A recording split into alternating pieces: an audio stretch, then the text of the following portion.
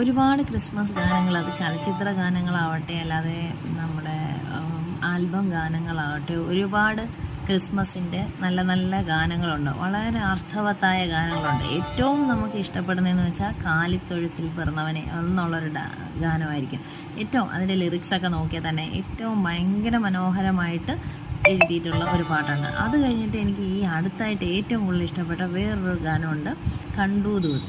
ഞാനത് പാടാമെന്ന് വിചാരിക്കും.